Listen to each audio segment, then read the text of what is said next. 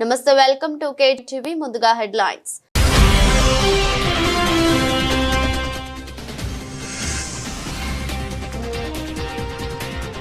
Trump మరో సంచలన నిర్ణయం. ఈసారి యూరప్ దేశాలే టార్గెట్.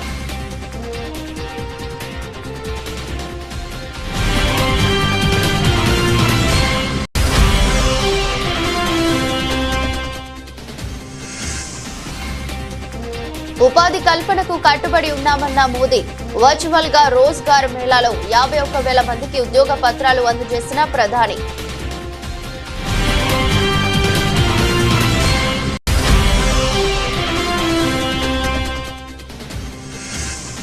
విదేశీ విద్యకు వెంపర్లాడొద్దు. నల్సార్ స్నాతకోత్సవంలో సిజేఐ జస్టిస్ గవాయ్.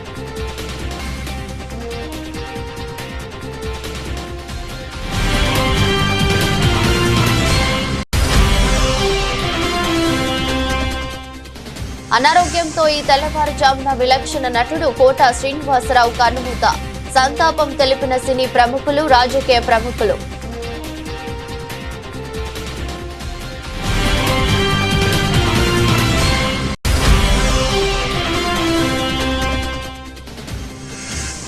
రాష్ట్రంలో చంద్రబాబు నిరంకుశ పాలన సాగుతుందన్న జగన్.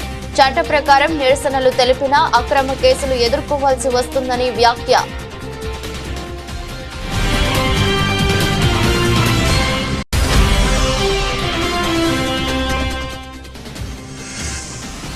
కాంగ్రెస్ ప్రభుత్వంపై పాయల్ శంకర్ విమర్శలు. బీసీ రిజర్వేషన్లకు మతపరమైన అంశాన్ని జోడించారని ఆరోపణ.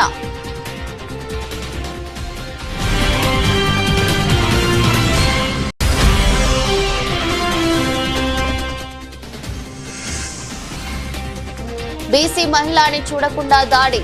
జడ్పీ చైర్పర్సన్ ఉప్పాల హారిక కన్నీటి పర్యంతం.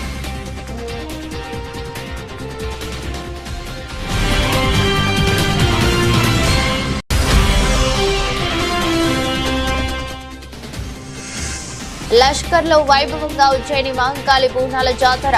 వేకువజాము నుంచే పెద్ద సంఖ్యలో అమ్మవారిని దర్శించుకుని బోనాలు సమర్పిస్తున్న భక్తులు.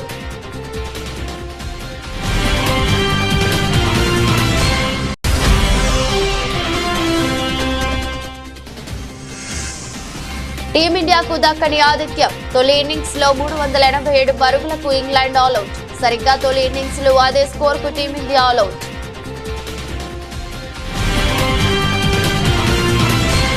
అమెరికా అధ్యక్షుడు డొనాల్డ్ ట్రంప్ యూరోపియన్ యూనియన్ మరియు మెక్సికో నుంచి దిగుమతి అయ్యే అన్ని వస్తువులపై ఏడాది ఆగస్టు 1 నుంచి 30% సుంకాలు విధిస్తున్నట్లు ప్రకటించారు.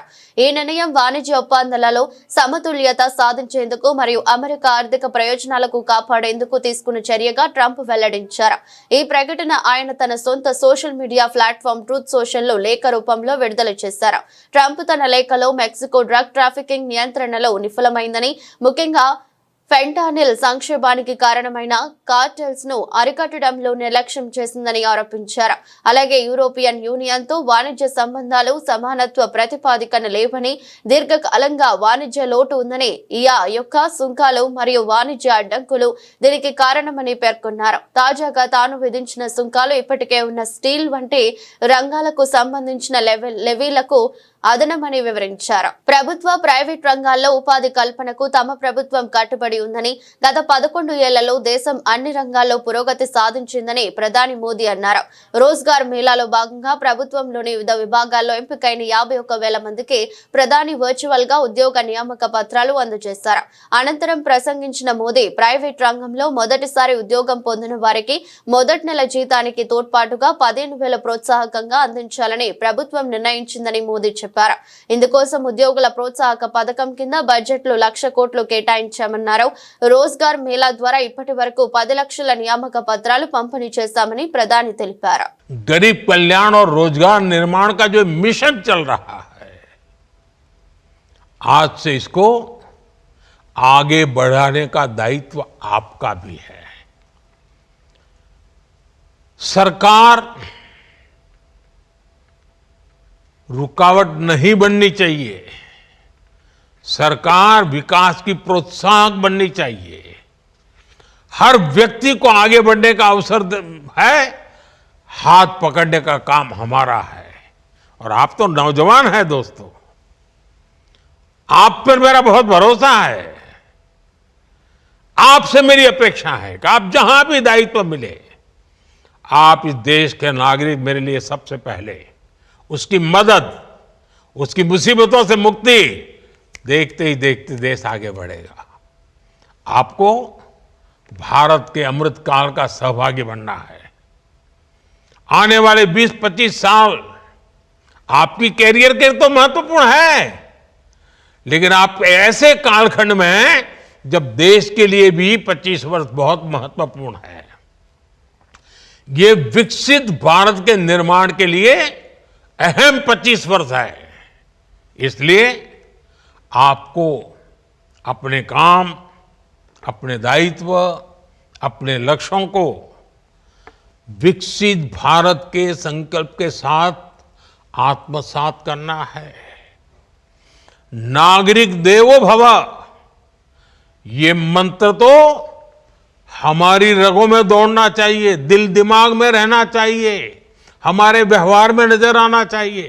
అహ్మదాబాద్ లండన్ ఎయిర్ ఇండియా విమానం గత నెలలో కూలిపోవడంపై aircraft accident investigation bureau ఇచ్చిన నివేదికపై కేంద్ర పౌర విమానయాన శాఖ మంత్రి కె రామ్మోహన్ నాయుడు శనివారం నాడు స్పందించారు.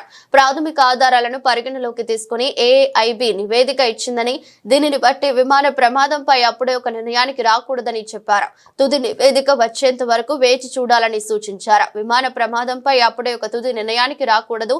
ప్రపంచంలోని అత్యంత సమర్థత కలిగిన పైలట్లు మనకు ఉన్నారు. పైలట్లు సిబ్బంది కృషిని మనస్ఫూర్తిగా అభినందిస్తున్నాను. పౌర విమానయానానికి వారు వెన్నెముక వంటి వారు. ఈ రంగానికి వారే ప్రధాన వనరులు. వారి సంక్షేమం, శ్రేయస్సు కోసం మా ప్రభుత్వం పనిచేస్తుంది. ఆ దృష్ట్యా ఇప్పుడే నివేదికపై తుది నిర్ణయానికి రాకూడదు. తుది నివేదిక కోసం వేచి చూద్దాం.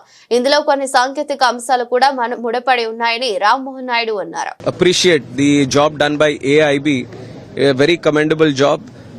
It was a very challenging task. In fact, for the first time, safely securing the black box and trying to decode the data and everything being done in India itself in the lab in Delhi for AIB, first of its kind. So I'd like to appreciate all the efforts they have put in to do a very transparent, very mature, professional way the investigation has been done, and also all the international protocols have also been respected and followed.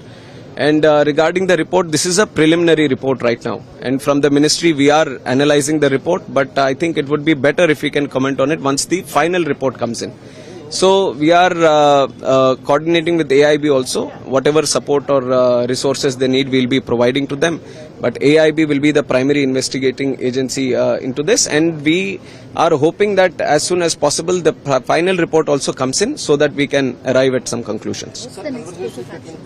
So right now, like the report has only stated within that there are multiple other things also that need to be looked into before preparing the final report. So we want the final report to come in to look at things. So let us wait till then. న్యాయవాదం అత్యంత గౌరవప్రదమైన వృత్తి అయినప్పటికీ ఇందులో రాజబాట అంటూ ఏది ఉండదని supreme court ప్రధాన న్యాయమూర్తి జస్టిస్ బిఆర్ గవాయ్ అన్నారు. శామీర్పేటలోని నల్సార్ విశ్వవిద్యాలయం 22వ స్నాతకోత్సవంలో ముఖ్యమంత్రి రేవంత్ రెడ్డి, సుప్రీంకోర్టు న్యాయమూర్తి పమిడి ఘంటం శ్రీ నరసింహ, హైకోర్టు తాత్కాలిక ప్రధాన న్యాయమూర్తి justice Sujoy Paul, vice chancellor శ్రీకృష్ణదేవరావులతో కలిసి సిజేఐ పాల్గొన్నారు. ఈ సందర్భంగా జస్టిస్ బిఆర్ గవాయ్ మాట్లాడుతూ న్యాయవాద వృత్తిలో ఖచ్చితమైన ఫలితాలు వస్తాయనే గ్యారంటీ లేదని చెప్పారు. ఈ వృత్తిలో అంచనాలు భారీగా ఉంటాయి. ఎక్కువ గంటలు పనిచేయాల్సి వస్తుంది. భావోద్వేగపరంగా మనల్ని ఒంటరిని చేస్తుంది. కొన్నిసార్లు సక్సెస్ అయినట్లు కనిపించడానికి కూడా కష్టపడాల్సి వస్తుందని చెప్పారు. పిహెచ్డీలు, LLM, MBA, MA, taxation law, criminal justice management, BALLB honours, BBA honours, BBA, PG diploma in taxation, PG diploma in criminal justice management తదితర కోర్సుల్లో విద్యను పూర్తి చేసిన మొత్తం 462 మంది విద్యార్థులకు ఈ కార్యక్రమంలో డిగ్రీలు ప్రదానం చేశారు. ఈ సందర్భంగా అత్యున్నత ప్రతిభ కనపరిచిన విద్యార్థులకు సీఎం రేవంత్ రెడ్డి బంగారు పతకాలు అందజేశారు. ప్రముఖ సినీ నటుడు కోట శ్రీనివాసరావు కన్నుమూశారు. గత కొంతకాలంగా అనారోగ్యంతో బాధపడుతున్న ఆయన 83 ఏండ్ల వయసులో ఆదివారం తెల్లవారు తెల్లవారుజామున 4 గంటలకు ఫిలిం నగర్ లోని తన నివాసంలో తుది శ్వాస విడిచారు. 1978లో ప్రాణం ఖరీదు సినిమాతో సినీ రంగ ప్రవేశం చేసిన కోట 750కి పైగా చిత్రాల్లో నటించారు. తన 4 దశాబ్దాల సినీ ప్రయాణంలో విలన్ గా, క్యారెక్టర్ ఆర్టిస్ట్ గా, కమెడియన్ గా ఎన్నో విలక్షణ పాత్రలు పోషించారు. 9 నంది పురస్కారాలు అందుకున్న ఆయనను 2015లో కేంద్ర ప్రభుత్వం పద్మశ్రీ పురస్కారం అందించింది. ఆయనకు 2 కుమార్తెలు, 1 కుమారుడు కోటా ప్రసాద్ ఉన్నారు. 2010 జూన్ 21న రోడ్డు ప్రమాదంలో ప్రసాద్ మృతి చెందారు. కోటా మృతి పట్ల సినీ ప్రముఖులు, అభిమానులు తీవ్ర దిగ్భ్రాంతి వ్యక్తం చేస్తున్నారు. లెజెండరీ నటులు, బహుముఖ ప్రజ్ఞాశాలి శ్రీ కోటా శ్రీనివాసరావు గారు ఇక లేరనే వార్త నన్ను తీవ్రంగా కలిచివేసింది. ప్రాణం ఖరీదు చిత్రంతో ఆయన నేను ఒకేసారి సినీ కెరీర్ ను ప్రారంభించామని మెగాస్టార్ చిరంజీవి గుర్తు చేసుకున్నారు. కోటా శ్రీనివాసరావు ఆ పేరే చాలు. ఎనలేని నటన చాతుర్యం, ప్రతి పాత్రలో తనదైన శైలిలో ప్రాణం పోసిన మహానటుడు ఆయన. తన సినీ ప్రయాణంలో ఆయనతో నటించిన పంచుకున్న క్షణాలు ఎప్పటికీ చిరస్మరణీయమంటూ ఆయన ఆత్మకు శాంతి చేకూరాలని జూనియర్ ఎన్టీఆర్ ప్రార్థించారు. కోటా శ్రీనివాసరావు లేరనే విషయాన్ని నమ్మలేకపోతున్నా, నటన ఉన్నంత కాలం ఆయన ఉంటారని, దాదాపు 4 దశాబ్దాల పాటు మేము కలిసి పనిచేశామంటూ బ్రహ్మానందం కోటా శ్రీనివాసరావుతో తమ దీర్ఘకాల అనుబంధాన్ని గుర్తు చేసుకున్నారు. నటుడు కోటా శ్రీనివాసరావు మృతికి ఏపీ ఉప ముఖ్యమంత్రి పవన్ కళ్యాణ్ సంతాపం తెలిపారు. ఈ మేరకు ఆయన కోటా శ్రీనివాసరావు పార్థివ దేహానికి నివాళులర్పించారు. పద్మశ్రీ కోటా శ్రీనివాసరావు మరణ వార్త తీవ్ర దిగ్భ్రాంతిని కలిగించిందని ఆయన పేర్కొన్నారు. ఆయన ఒక మహానటుడు అని ప్రత్యేకంగా చెప్పాల్సిన పని లేదు. ఒక దశకంలో నేను, కోట శ్రీనివాసరావు, బాబు మోహన్ మేము ముగ్గురం ప్రతి సినిమాలో ఉండేవాళ్ళం. రోజుకు 18-20 గంటలు పనిచేసేవాళ్ళం. ప్రతి లాస్ట్ 40 years 4 decadesగా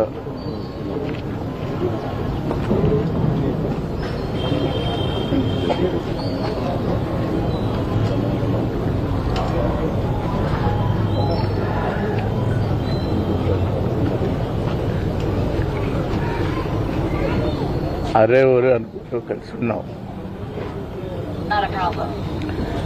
వాళ్ళ కోట లేడు అంటే నమ్మలేకపోతున్నాం. నటన ఉన్నంత కాలం కోట ఉంటాడు. వాడొక నటరాజపోతుంది, మహానుభావుడు. ఏ విషయాన్నైనా నిర్మోహాటంగా మాట్లాడే వ్యక్తి.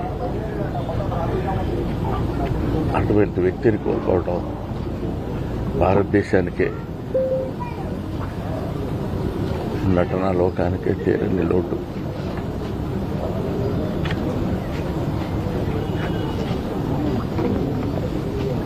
తెలంగాణ స్థానిక సంస్థల ఎన్నికల్లో బీసీలకు 42% రిజర్వేషన్లు కల్పించేందుకు రాష్ట్ర కేబినెట్ ఆమోదం తెలిపిన విషయం తెలిసిందే. స్థానిక సంస్థల ఎన్నికల్లో బీసీలకు రిజర్వేషన్లు కల్పించే 2 బిల్లులను ఏడాది మార్చిలో శాసనసభ ఆమోదించింది. ఇటీవల పంచాయతీ ఎన్నికలకు సంబంధించిన అంశంపై హైకోర్టు కూడా నెలాఖరులోపు రిజర్వేషన్లు ఖరారు చేయాలని ప్రభుత్వాన్ని ఆదేశించింది. ఈ అంశాలన్నిటిపై చర్చించిన కేబినెట్ స్థానిక సంస్థల ఎన్నికల్లో బీసీలకు 42% రిజర్వేషన్లు కల్పించాలని నిర్ణయం తీసుకుంది. ఈ నేపథ్యంలో కాంగ్రెస్ బీసీ నేతలు నిన్న ముఖ్యమంత్రి రేవంత్ రెడ్డిని కలిసి కృతజ్ఞతలు తెలిపారు. ఈ సందర్భంగా ముఖ్యమంత్రి రేవంత్ రెడ్డి మాట్లాడుతూ బీసీలకు 42% రిజర్వేషన్లు కల్పించడం కాంగ్రెస్ పార్టీ విజయంగా పేర్కొన్నారు. రిజర్వేషన్ ఫలాలను బీసీలు సద్వినియోగం చేసుకోవాలని సూచించారు. బీజేపీ పాలిత రాష్ట్రాల్లో బీసీలకు రిజర్వేషన్లు కల్పించలేదని అన్నారు. రాష్ట్రంలో కులగణన చాలా పకడ్బందీగా చేశామని తెలిపారు. ఇది దేశానికే ఉత్తమ నమూనా అని అన్నారు. ప్రజలు స్వచ్ఛందంగా కులగణనకు వివరాలు వెల్లడించారని తెలిపారు. ఈ సమాచారాన్ని పూర్తిగా డిజిటలైజ్ చేసి భద్రపరిచామని వెల్లడించారు. మేము తెలంగాణ రాష్ట్ర ప్రభుత్వంగా కాంగ్రెస్ పార్టీగా చేయాల్సిందంతా చేసినాం. చిత్తశుద్ధి ఎవరికి ఉండాలి? భారతీయ జనతా పార్టీకి ఉండాలి.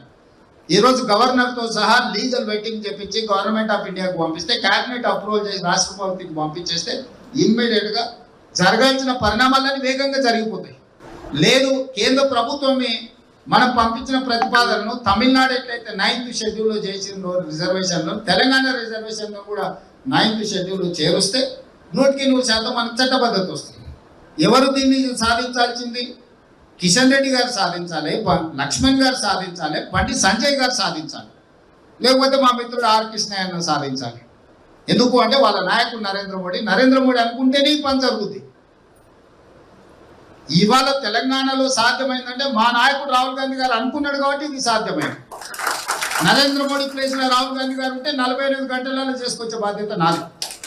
ఎవరు అక్కర్లేదు, మీకు అందరికి 1,00,000 మంది పిలిచి భోజనం పెడతాను నేనే తీసుకొని వచ్చిన తర్వాత. మీరెవ్వరు కొట్లాడాల్సిన పని లేదు, మీరెవ్వరు రైలు ఎక్కాల్సిన పని లేదు, రైలు రోకో చేయాల్సిన పని లేదు.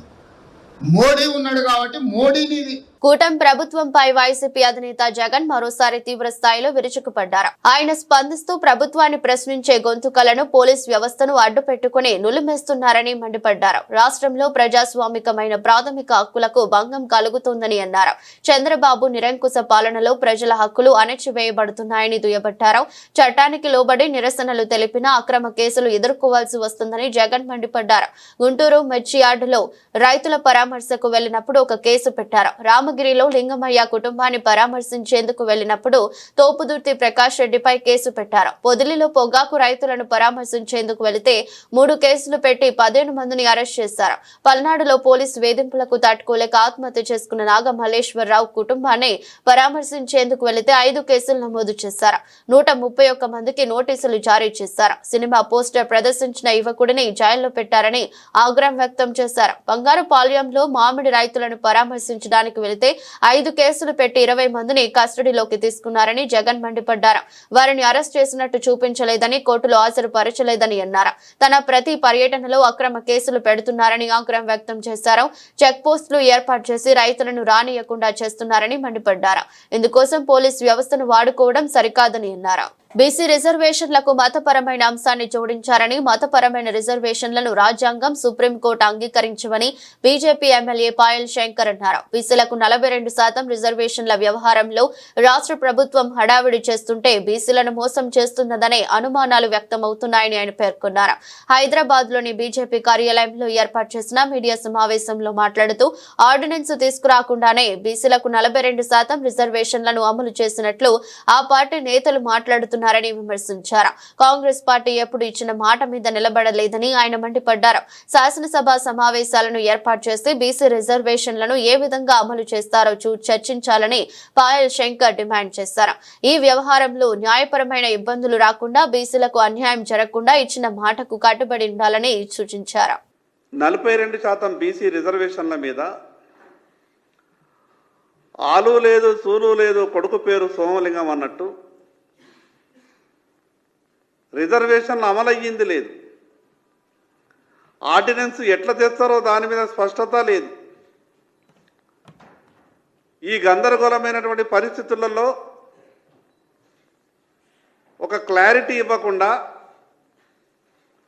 42% బీసీ రిజర్వేషన్లు స్థానిక సంస్థల్లో అమలైపోయినట్టు, బీసీలందరూ కుర్చీలలో కూర్చున్నట్టు, మీరంతా రండి, సంబరాలు చేయండి, పాలాభిషేకం చేయండి, మాకు పూలమాలలు వేయండి అని కాంగ్రెస్ పార్టీ చేస్తున్నటువంటి సంబరాలు చూస్తే మరొక్కసారి రాష్ట్ర బీసీలను కాంగ్రెస్ పార్టీ మోసం చేయడానికి సిద్ధమవుతున్నదా అని అనుమానం కలుగుతూ ఉన్నది. మేము ఎందుకు ఈ మాట మాట్లాడుతున్నామనంటే, కాంగ్రెస్ ఏ రోజు కూడా ఇచ్చిన మాటకు కట్టుబడి లేకుండా అవసరానికి ఒక తీరు మాటలు మాట్లాడుతుంది కాంగ్రెస్ పార్టీ. దానికి గతంలో ఉదయపూర్ డిక్లరేషన్ కావచ్చు, ఆ రోజు గొప్పగా చెప్పిండ్రు, ప్రతి పార్లమెంట్లో 2 బీసీలకు ఎమ్మెల్యే టికెట్లు ఇచ్చే బాధ్యత మాది అన్నారు. ఆ ఉదయపూర్ డిక్లరేషన్ తర్వాత ఈ రాష్ట్రంలో ఉన్నటువంటి బీసీలంతా కూడా అనుకున్నారు కాంగ్రెస్ పార్టీ ప్రతి పార్లమెంట్లో 2కి అసెంబ్లీ టికెట్లు ఇస్తుందట అని. చివరికి ఎన్నికలు జరిగినప్పుడు ఏ రకమైనటువంటి వ్యవహారం చేసిందో ఈ రాష్ట్ర ప్రజలందరికీ కూడా తెలుసు. స్పష్టంగా మేము చెప్పినాం, మీరు చిత్తశుద్ధితో ఈ 42% బీసీ రిజర్వేషన్లు అమలు చేయాలన్న ఆలోచన మీకుంటే, రాజ్యాంగం ఎప్పుడు కూడా మతపరమైన రిజర్వేషన్లకు ఒప్పుకోదు. ఆ విషయం మీకు తెలుసు. సుప్రీంకోర్టు కూడా అనేక సందర్భాల్లో చెప్పింది. గతంలో రాజశేఖర రెడ్డి గారి పీరియడ్లో 4% రిజర్వేషన్ ఇచ్చినప్పుడు ఏం జరిగిందో మీ అందరికీ తెలుసు. హైకోర్టు కొట్టేసిన తర్వాత సుప్రీంకోర్టులో స్టే మీద ఆ యొక్క విషయం కొట్టుమిట్టాడుతున్నది. కృష్ణా జిల్లాలోని గుడివాడలో జడ్పీ చైర్పర్సన్ ఉప్పాల హారిక కారుపై కొందరు దాడికి పాల్పడ్డారు. వైఎస్ఆర్సీపీ సమావేశానికి వెళ్తుండగా ఈ ఘటన చోటు చేసుకుంది.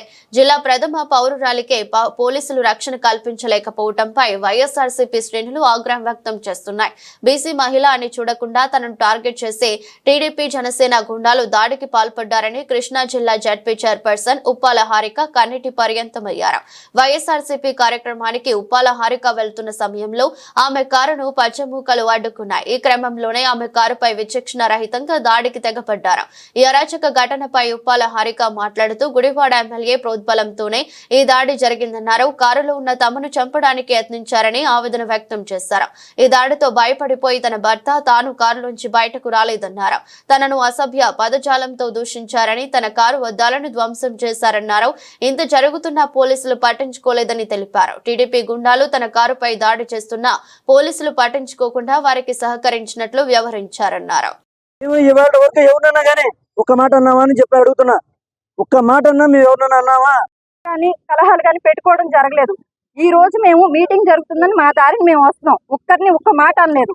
ఇష్టం వచ్చినట్టు బరి తెగించిపోయి రోడ్ల మీద మమ్మల్ని నిర్బంధించేసి చుట్టూ 10 సార్లు దాడి చేయడానికి రాడ్లేవో పట్టుకొని చేతులకి టవల్స్ అవి కట్టేసుకుని ఇష్టం వచ్చినట్టు కార్ని ధ్వంసం చేసేసి ఎలాంటి మాటలు అంటే నీచంగా అలాంటి మాటలు నేను మాట్లాడలేను. అంత భయంకరంగా తిడుతూ పోలీసులు ముందే ఇలా చేస్తున్నారంటే రాజ్యాంగం ఏమైపోయింది, చట్టాలు ఏమైపోయినాయో నాకైతే అర్థం కావట్లేదు. మరి నాకే ఈ విధంగా ఉంటే ఇంకా సాధారణమైన మహిళలు రోడ్డు మీద తిరగడానికి కూడా భయంకరమైన పరిస్థితులు ఏర్పడేటట్టున్నాయి. గవర్నమెంట్ వచ్చి 1 సంవత్సరం అయింది. ఇంకా 4 సంవత్సరాలు ఈ భయానక పాలన ఎలా ఎదుర్కొంటారో మరి నాకైతే అర్థం కావట్లేదు. దీనికి పోలీసులు ఏ విధంగా వారిపై కఠినమైన చర్యలు తీసుకుంటారో నాకు తెలియదు. నేనైతే కంప్లైంట్ ఇవ్వడం జరిగింది ఇప్పుడే. దీనికి సంబంధించి ప్రతి ఒక్కరూ కూడా బీసీ మహిళనైన నాకు జరిగిన ఈ అవమానం ప్రతి మహిళకి జరిగినట్టే అని నేను భావిస్తున్నాను. ఎందుకంటే జిల్లా ప్రథమ మహిళకి జరిగిన అవమానం ప్రతి ఒక్కరికి జరిగినట్టే. ఇంత దారుణమైన బూతులు మాట్లాడుతున్నారంటే వారిని ఎస్పీ గారు ఖచ్చితంగా కఠినమైన చర్య తీసుకుని వారిని ఈ రోజే జైల్లో పెట్టాల్సిందిగా కోరుకుంటున్నాను. మేము ఎవరిని ఎటువంటి పదజాలాలు ఉపయోగించకుండా మా మీటింగ్ మేము చేసుకుంటున్నాము. ఆయన మేనిఫెస్టోలో ఇచ్చిన పథకాలు అమలు చేయట్లేదని మాత్రమే మాట్లాడుతున్నాను. ఇంతవరకు 4 మీటింగ్స్కి వెళ్ళాము, ఎక్కడ కూడా ఇలాంటి పరిస్థితి లేదు. కానీ ఈ రోజు గుడివాడ కేవలం మేము రోడ్లో ఎంటర్ అయ్యామంతే. అసలు ఆ రోడ్డు కూడా ఎంటర్ అవ్వలేదు. వాళ్ళు తిరిగి కారు రిటర్న్ వెళ్ళిపోమనంటే మేము కారు తిప్పుకుంటున్నా సరే మొత్తం రౌండ్ చేసేసారు. రౌండ్ చేసేసి మొత్తం అంతా ధ్వంసం చేసేసారు. మీరు ఆల్రెడీ విజువల్స్ చూసుకునే ఉంటారు. ఈ రకమైన రాజ్యాంగం ఇక్కడ అమలవుతుంది. ఇది మరి రెడ్ బుక్ రాజ్యాంగం, మరి ఏ రాజ్యాంగం నాకు తెలియదు. లష్కర్ బోనాల జాతర వైభవంగా కొనసాగుతుంది. వేకువజాము నుంచే పెద్ద సంఖ్యలో భక్తులు అమ్మవారిని దర్శించుకుని బోనాలు సమర్పిస్తున్నారు. ఉదయం 4 గంటలకు జిల్లా ఇన్ఛార్జి మంత్రి పొన్నం ప్రభాకర్ దంపతులు ఉజ్జయిని మహంకాళి అమ్మవారికి తొలి బోనం సమర్పించారు. ప్రత్యేక పూజలు చేశారు. అనంతరం అమ్మవారికి దర్శించుకునేందుకు భక్తులు అనుమతించారు.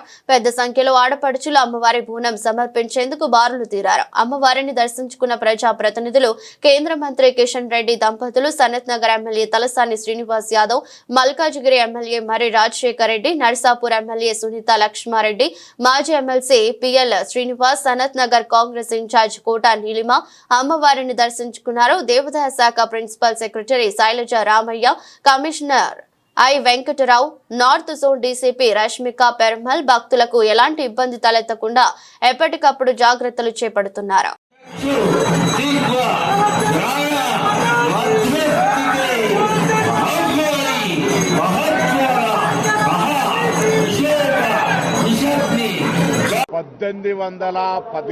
సంవత్సరం నుండి హైదరాబాద్ ప్రజల, తెలంగాణ ప్రజల సంక్షేమం కొరకు, వారి అన్ని రకాల అభివృద్ధి కోసం వెలిచినటువంటి ఉజ్జయిని మహంకాళి అమ్మవారు లష్కర్ బోనాలు ప్రతి సంవత్సరం ఆనవాయితీగా ఆర్భాటంగా అంగరంగ వైభవంగా జరుగుతూ ఉన్నాయి. అందులో భాగంగా తెలంగాణ ప్రజాపాలన ప్రభుత్వం వచ్చిన తర్వాత కూడా గౌరవ ముఖ్యమంత్రి రేవంత్ రెడ్డి గారి నాయకత్వంలో ప్రభుత్వం, దేవాదాయ శాఖ, మిగతా అన్ని శాఖలు కలుపుకొని ప్రజలకు ఎటువంటి ఇబ్బందులు లేకుండా భక్తులకు సౌకర్యాలు అన్ని రకాల కల్పించే విధంగా ఆ అమ్మవారి సేవ చేసుకునే అవకాశం ప్రకారంగా ఈ ఉజ్జయిని మహంకాళి బోనాల జాతర ఏర్పాటు చేస్తారు.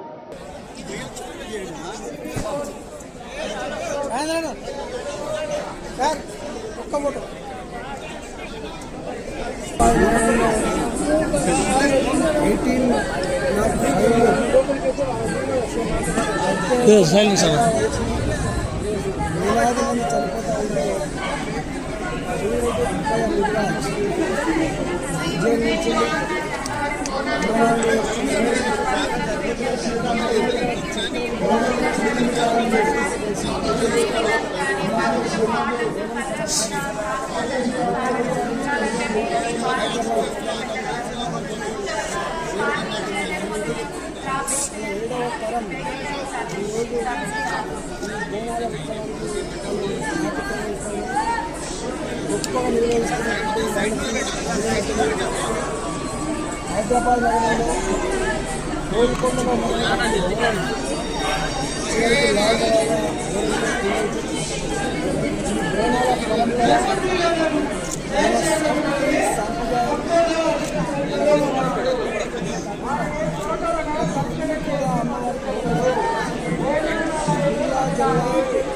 కృష్ణా జిల్లా జడ్పీ చైర్పర్సన్ ఉప్పాల హారికపై జరిగిన దాడిని తీవ్రంగా ఖండిస్తున్నామని వైసీపీ అధికార ప్రతినిధి యాంకర్ శ్యామల పేర్కొన్నారు. రాష్ట్రంలో రెడ్ బుక్ రాజ్యాంగం అమలవుతుందని చెప్పేందుకు ఈ ఘటన ఒక ఉదాహరణని విమర్శించారు. గంటన్నర సేపు మీటింగ్ కు హాజరు కాకుండా అడ్డుకున్నారని, రోడ్డుపై కారును ఆపేసి అద్దాలను పగలగొట్టారని శ్యామల ఆరోపించారు. ఒక జిల్లా ప్రథమ పౌరురాలిగా ఉన్న హారికపై ఈ దారుణ చర్య జరగడం ఆందోళనకరమని తెలిపారు. ప్రజాస్వామ్య పాలనలో ఉన్నామా లేక అటవిక రాజ్యంలో ఉన్నామా? ఒక బీసీ మహిళపై చేసినటువంటి దాడిని ఖచ్చితంగా గుర్తు పెట్టుకుంటాం. గంటన్నర సేపు మీటింగ్ కి రానివ్వకుండా రోడ్డు మీద ఆపేసి కారు అద్దాలు పగలగొట్టి ఒక జిల్లా ప్రథమ పౌరురాలు అయిన జడ్పీ చైర్పర్సన్ పై మీరు ఇంత దారుణంగా ప్రవర్తిస్తే ఇంకా సామాన్య మహిళల పరిస్థితి ఏంటి? రాష్ట్రంలో జిల్లాలో మహిళల పట్ల మీ ప్రభుత్వ తీరు మరొకసారి మీరు నిరూపించుకున్నారు. మహిళలంటే మీకు గౌరవం లేదు, మహిళలను మీరు ఎంత చులకనగా చూస్తున్నారో అన్నదానికి ఇదే ఉదాహరణ. ఒక చంద్రబాబు, పవన్ కళ్యాణ్, లోకేష్ మీ పాలనలో మహిళల పట్ల మీరు ప్రవర్తించే తీరును భూతో నా భవిష్యత్తు అంటూ శ్యామల ఎద్దేవా చేశారు. Namaskar. There is no safety for women in Andhra Pradesh under this coalition government. As a woman and as a public representative, I am deeply disturbed and enraged by what's happening in our institutions. At Rangaraya Medical College in Kakinada, a lab technician has taken indecent photos of the girl students and blackmailed them. Even after complaints were made, there is no severe action taken. Only a few technicians were suspended. Why? Why has there been no justice? What is our Deputy Chief Minister, Mr. Pavan Kalyan, doing? This incident happened in his own district. All he gives are the hollow statements about protecting women. London లోని Lord's వేదికగా జరుగుతున్న Bharat England 3వ test match లో రెండు జట్ల తొలి innings స్కోర్లు సమం కావడంతో ఉత్కంఠ రేగింది. నేడు 3వ రోజు ఆటలో భారత జట్టు తమ తొలి ఇన్నింగ్స్ లో 119.2 ఓవర్లలో 387 పరుగులకు ఆల్అౌట్ అయింది. అంతకుముందు ఈ మ్యాచ్ లో టాస్ గెలిచిన ఇంగ్లాండ్ కూడా తొలి ఇన్నింగ్స్ లో 387 పరుగులే చేసింది. భారత్ తొలి ఇన్నింగ్స్ లో కేఎల్ రాహుల్ సెంచరీతో అదరగొట్టాడు. రిషబ్ పంత్, రవీంద్ర జడేజా అర్ధ సెంచరీలతో జట్టుకు బలం చేకూర్చారు. కరుణ్ నాయర్, నితీష్ కుమార్ రెడ్డి కీలక ఇన్నింగ్స్ లో ఆడారు. ఇంగ్లాండ్ బౌలర్లలో క్రిస్ వోక్స్ 3 వికెట్లు, జోఫ్రా ఆర్చర్, బెన్ స్టోక్స్ చెరో 2 వికెట్లు తీశారు. యశస్వి జైస్వాల్, శుభ్మన్ గిల్ నిరాశపరిచారు.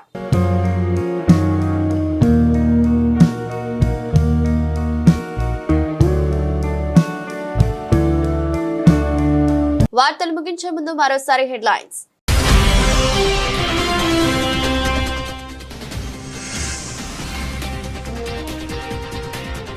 ట్రంప్ మరో సంచలన నిర్ణయం, ఈసారి యూరప్ దేశాలే టార్గెట్.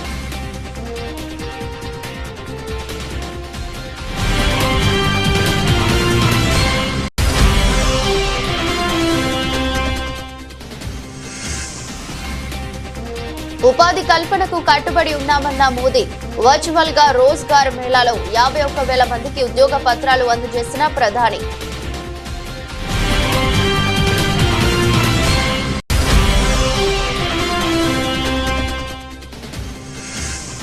విదేశీ విద్యకు వెంపర్లాడొద్దు, నల్సార్ స్నాతకోత్సవంలో సిజేఐ జస్టిస్ గవాయ్.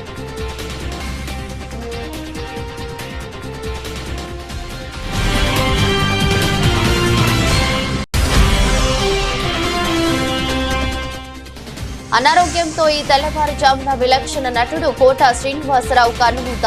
సంతాపం తెలిపిన సినీ ప్రముఖులు, రాజకీయ ప్రముఖులు.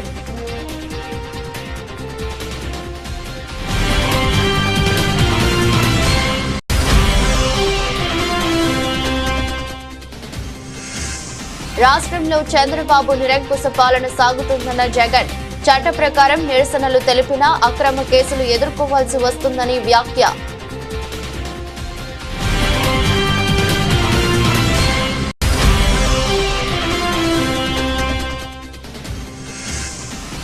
కాంగ్రెస్ ప్రభుత్వంపై పాయల్ శంకర్ విమర్శలు. బీసీ రిజర్వేషన్లకు మతపరమైన అంశాన్ని జోడించారని ఆరోపణ.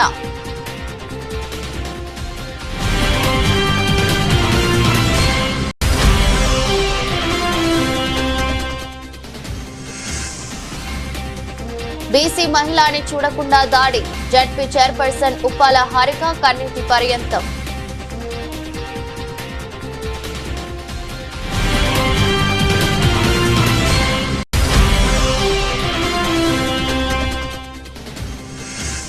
లష్కర్లో వైభవంగా ఉజ్జయిని మహంకాళి బోనాల జాతర.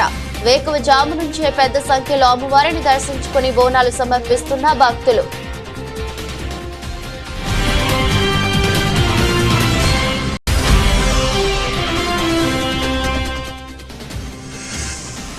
టీమిండియాకు దక్కని ఆధిక్యం. తొలి ఇన్నింగ్స్ లో 387 పరుగులకు ఇంగ్లాండ్ ఆల్అౌట్. సరిగ్గా తొలి ఇన్నింగ్స్ లో అదే స్కోర్ కు టీమిండియా ఆల్అౌట్.